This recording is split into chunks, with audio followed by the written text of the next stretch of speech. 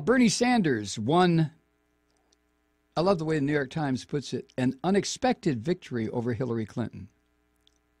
Though it was not enough to halt her march to the nomination. Well, I'll tell you what, Kathy is making a believer out of me here. I just looked at the whole Hillary Clinton attack shit by the Benghazi committee and all this other stuff as just or the emails, just an extension of that. No big deal. It's just this Hillary Clinton derangement that you find in every goddamn member of the Republican Party. But Kathy has been telling me, and I haven't been paying attention, that the worst thing Bernie Sanders could do right now would be to get out. Because if and when the FBI presents enough information to a federal grand jury that results in an indictment of Hillary Clinton, these are not minor charges. These are not misdemeanors. And I don't give a shit what anybody says. Look what they did to David Petraeus for essentially the same thing.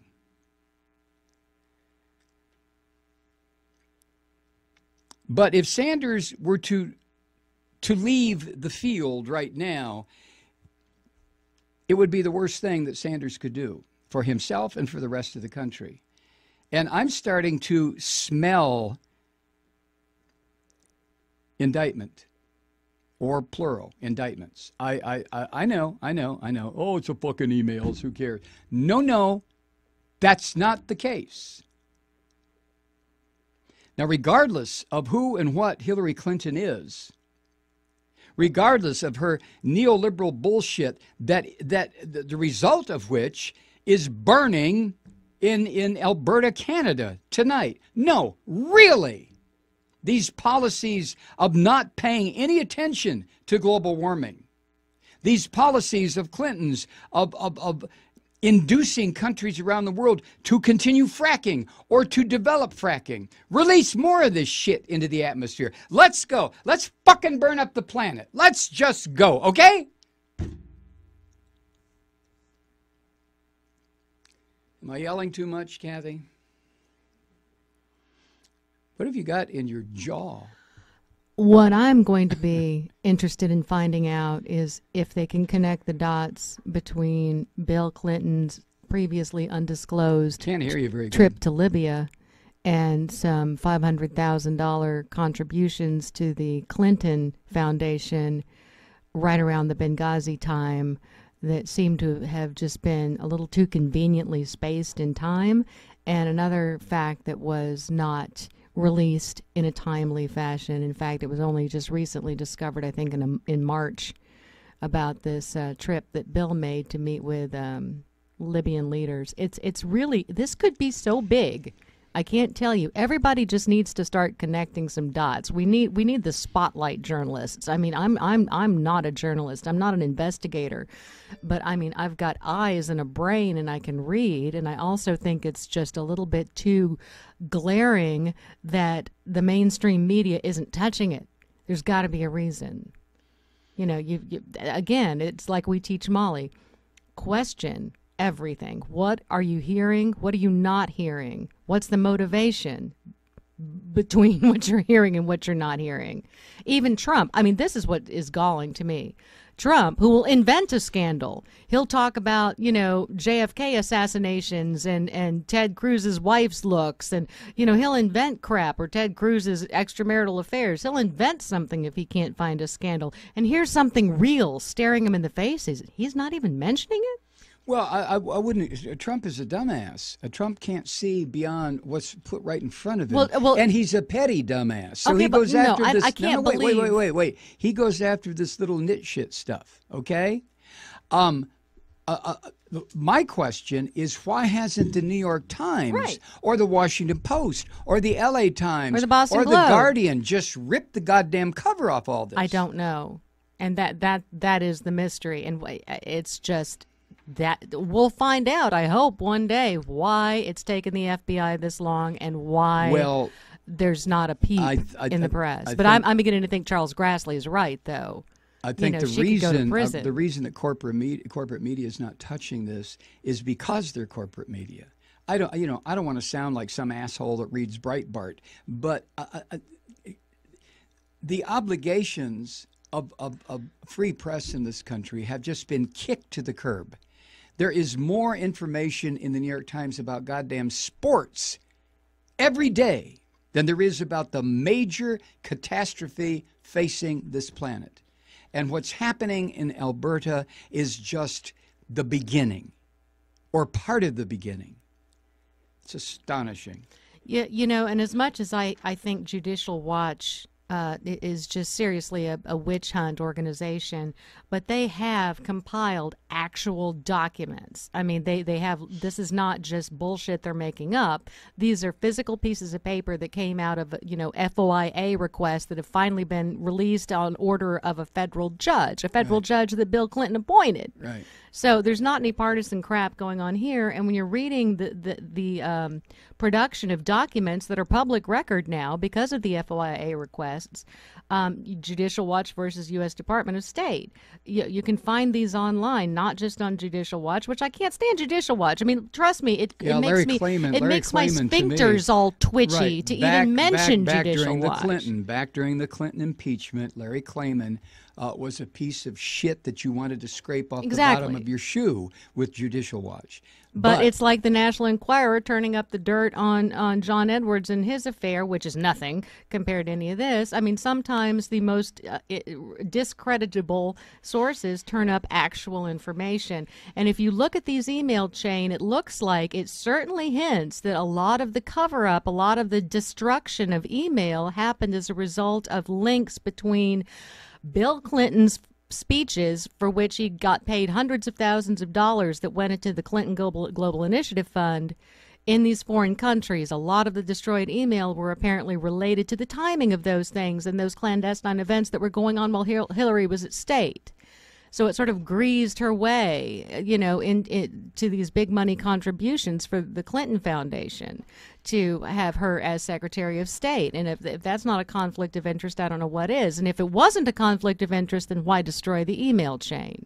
Why put it on a private server? I'll tell you why put it on a private server, because then if it's not at the State Department, it can't be part of an FOIA request if it's on your private server. Then there is no freedom of information compelling anybody to release information on a private server. But you know what is bad about a private server? If you're accessing your private server from, say, your laptop or your cell phone when you're traveling to a foreign country, it's eminently hackable. You can watch teenagers, on Dateline NBC doing it at a mall. Watch me set up a server and see how many people join to it and let me get access into their computers. And of course she's checking her email over a mobile device in a foreign country. If that's connecting to a private server, there's no encryption, there's nothing. There's national secrets could just be spilling out into the internet. And that can result in the death of certain consulate members in Libya. So, I'm just saying this, maybe it's nothing. Maybe it's smoke and mirrors and I'm full of it. It's not but this nothing. Stinks so badly. It's not nothing. This stinks really badly. And don't we know that was not a consulate? Don't we know what was in Benghazi? That wasn't a consulate. No, they weren't conducting any consulary business. We do know what was in Benghazi. I'm reaching into the ozone here. But don't we know that Benghazi was an outpost in Libya where we used to rendition people that we wanted tortured? Sure. Wasn't it an outpost where even during the time that the Benghazi attack occurred, there were people being held inside that compound who, you might guess, were being tortured? Right. So, the whole thing... remember Watergate was a third-rate burglary. Remember that? Remember when it was labeled a third-rate, there's no there. Right. And look what happened as a result of a janitor noticing that a lock had been taped open. With a piece of Scotch Holy tape. fuck. That's all it took. Third-grade burglary, or third-grade burglary. Third-rate burglary. Third-rate burglary. It took 2 years for people to even notice that none of her records were at the State Department. Yeah. None of the records of her business at the State Department were at the State Department. Now, why not? Where were they? In her possession. And then she selected which one she was going to disseminate to the State Department when it was under investigation, finally by the FBI. She decided which ones were going to go. I mean, it's just stinky. It's really, really smelly. And I hate to tell people to go read Judicial Watch. Don't read Judicial Watch. Just find their documents on a Politico website, or Huffington Post had a piece today. Drips and drabs. It's starting to leak out, I think, a little bit into more trustworthy sources. I don't know why the New York Times hasn't picked up on this. I don't know why there's not a team of journalists really doing some work into this. Respected journalists. I don't know. And that's part of the mystery to me. Why not? Why not? Because I swear to God, we're on the verge of a special prosecutor being, being put on the case here. The guy who set up her private server pled the fifth. Until they granted him and now immunity. He's got immunity. Right. And he's going to be compelled to talk. Now, he's the one that set up this private server, and then he became an information technology specialist at the State Department. Well, the thing, one of the aspects of this that is galling to me is the meme that's out there is, oh, it's just an email. Just like Bernie Sanders turned to her during that first debate. Frankly, Mrs. Secretary, I'm sick of hearing about your emails. Email's my ass. Right. That's the meme. That's the cover. A third-rate burglary. Right. No, what? Oh, no big deal. Forget about it. Right. Jesus H. Christ. And the Clinton Foundation had to acknowledge a $500,000 contribution that was given to them 2 days after the Libyan attack by Desai, or whatever his name is, the foreign minister of Libya. $500,000 contribution. I mean, and that's part of case number 1.13CV-007. I mean, these have document numbers. I mean, this is not. These haven't been fabricated. This is not Obama's birth certificate faked up with Photoshop. I mean, these are court documents. These are legal records. Right. So, oh my God. I mean, anyway, I'm going to stop ranting about it. I need to do more research. You did the research on this. And I need to do. You're telling me things. You were showing me things today. I was just pretty much convinced that this is a bunch of bullshit, a bunch of smoke and no fire, a bunch of hot air, emails, schmeemails, who cares? And maybe it is, but it's just too muddy. Not with what they're digging out.